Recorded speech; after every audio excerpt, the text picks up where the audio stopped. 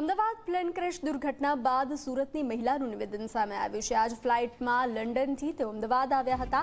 હિનાબેન કાલરિયાએ ફ્લાઇટમાં ક્ષતિ હોવાનું જણાવ્યું હતું। લંડનથી ઉપડી ત્યારે શરૂઆતમાં જ એસી બંધ હતું। ટેકનિકલ ખામીના કારણે ડિસ્પ્લે પણ બંધ હોવાનું સામે આવ્યું છે।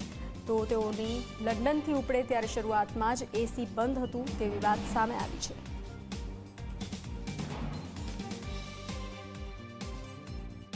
પ્લેન ક્રેશની મોટી દુર્ઘટના બની છે ત્યારે આ જ પ્લેન જે છે લંડનથી સુરત આવ્યું હતું અને આ પ્લેનની અંદર સુરતના જે હિનાબેન છે તે પોતે હતા અને જેમાં તેમણે દાવા કર્યા છે કે પ્લેનમાં અગાઉથી જ ખામીઓ હતી। હિનાબેન ક્યાંથી આવી રહ્યા હતા, કઈ રીતના તમને ખામીઓ જોવા મળી હતી? હું લંડનથી અમદાવાદ આવી રહી હતી। હું મૂળ અહીંયા સુરતમાં જ રહું છું। લંડનથી આવી રહી હતી ત્યારે જ્યારે ટેકઅપ થયું ને પ્લેન ત્યારે એમનું એસી બંધ હતું, એમના ડિસ્પ્લે કેમેરા બંધ હતા। ડિસ્પ્લેમાં મેં એર હોસ્ટેલને કીધેલું કે ભાઈ મને આમાં ટીવી જોવું છે, મારે પિક્ચર જોવું છે તો મને ચાલુ કરી આપો। ડિસ્પ્લે બધાના બંધ છે, તમે ટચ નહીં કરતા, તમારા મોબાઈલમાં એન્જોય કરો। અને હોઈ શકે આકસ્મિક ઘટના છે, કઈ રીતે બની કંઈ સમજાતું નથી, પણ દુઃખ ઘણું છે આનું। તમે જ્યારે હતા અંદર કઈ રીતના અનુભવ કરી રહ્યા હતા કે આ રીતના ખામીઓ જોવા મળી રહી હતી?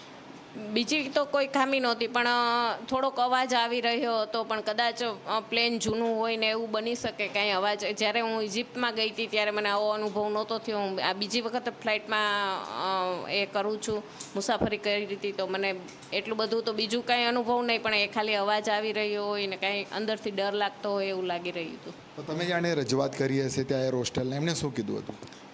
મતલબ એની રજૂઆત મેં નહોતી કરી કે મને કાંઈ અવાજ આવે છે કે ડર લાગે છે, એનું મેં રજૂઆત નહોતી કરી, પણ ડિસ્પ્લેની અને એસીની મેં રજૂઆત કરેલી એર હોસ્ટેલને। પણ એમને કીધેલું એ ઉપર ચડશે એટલે એસી ચાલુ થઈ જશે।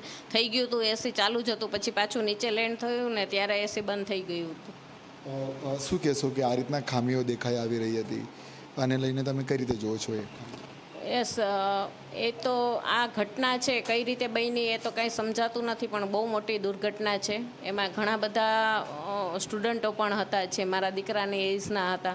મને ઘણું દુઃખ થાય છે અને હું એમના પરિવારને ભગવાન શક્તિ આપે આ બધું સહન કરવાની, બાકી આપણાથી તો બીજું। બિલકુલથી આ હતા હિનાબેન જે પોતે જે લંડનથી અમદાવાદ આવ્યા હતા અને ત્યારબાદ જે છે આ ફ્લાઇટ ફરી જે છે અમદાવાદથી લંડન તરફ જવા રવાના થઈ હતી, પરંતુ ક્રેશ થતાં મોટી દુર્ઘટના બની છે। લગભગ 241 જેટલા લોકોના મોત થયા છે, સાથોસાથ અને તબીબોના બી મોત થયા છે। પરંતુ હિનાબેને જે રીતના દાવા કર્યા છે કે અગાઉથી જ જે ફ્લાઇટ જે છે તેમાં ખામીઓ હતી, પરંતુ હવે તપાસ બાદ જ જે છે કઈ રીતના આખું ક્રેશ થઈ છે અને મોટી ઘટના બની છે સામે આવશે। પ્રશાંત ડિવરે, જી મીડિયા, સુરત।